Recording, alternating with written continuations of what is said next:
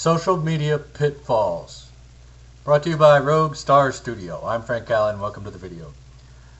This video is going to help you understand social media pitfalls to avoid for your social activities online, as well as those of your team or staff or your web team, to get on the same page and not to sabotage your own efforts when it comes to your business's social activity online. Okay, it's a targeted activity and you can do a lot. There's a lot of room to explore and experiment with social media, but there's also a lot of room for mistakes, and once the mistakes happen, they are online and they're probably not coming down forever, right? So it's a good idea to get on the same page and have a social media policy to set in place for your team, or just to know yourself how to avoid unnecessary problems. Okay, so the first pitfall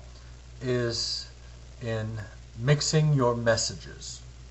Okay, you want your blog and your social media activity to be integrated with your unique value proposition, and you're targeting your SEO keywords, you're targeting traffic who are searching online for your solutions.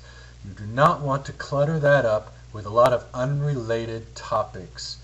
Now, so if your business is in, let's say you have an LCO, a lawn care operation, then that's what you're going to blog about, all about lawn care. You're not going to blog about your Star Trek habit, okay?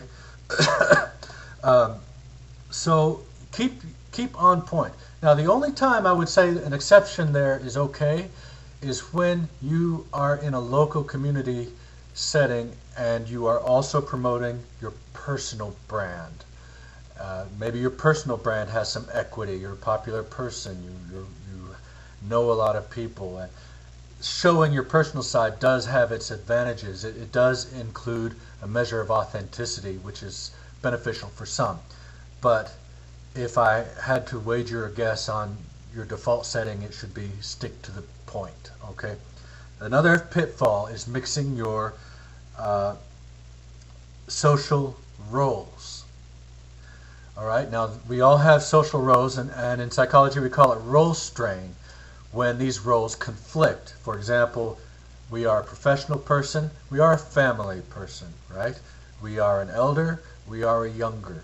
And mixing those social roles also pollutes our messages. It can confuse things and diffuse our energy, our effectiveness. Okay, so on your enterprise's blog, stick to that role as much as possible, the professional role that you are promoting.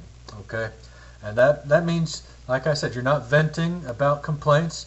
You're not going from lawn care operations to venting about Congress or politics or whatever. Stick to one role. And that goes for your team as well. Stick to the company identity. They are salespeople for your company. Whatever their role in your organization is, online, they are the face and the sales team of your company. Okay. Another pitfall is letting problems go unchecked. Head off problems. Do not get behind them. If you have any kind of PR problem, a complaining customer, or something happens to damage your reputation, get on that immediately.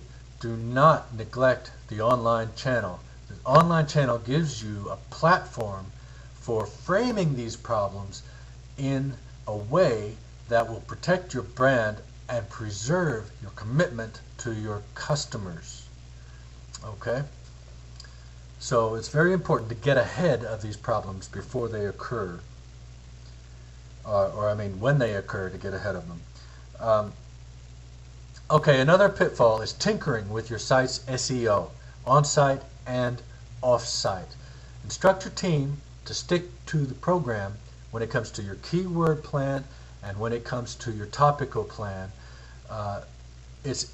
One well-meaning person can undermine that when they start changing the design of your site, they start changing the content of your site without a mind toward what this is doing to the SEO. Now, I'm afraid that SEO is technical, and it's very important to your site's health in terms of being found, ranked, and attracting traffic. Okay, so you can't just be intuitive about these things. So instruct your team not to make any drastic changes without some kind of committee approval or your approval, or running it by your SEO guy. Okay, you don't want to undermine that. Now, the final pitfall I will mention is incorporating your team's social profiles into your overall enterprise social profiles. And it's kind of hard. Where do you draw the line between the personal and the professional, especially when you have a lot of people involved? So I would recommend to you that you would have them use their first name, which makes them approachable to people, at, and then your enterprise name. Frank at Rogue Star Studio, for example.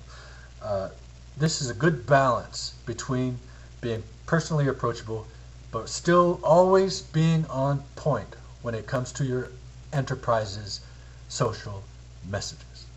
Okay, as always, if you have any questions, give me a shout here at Rogue Star Studio. Send me an email, contact@roguestarstudio.com. Thanks for your time. Best of luck to you.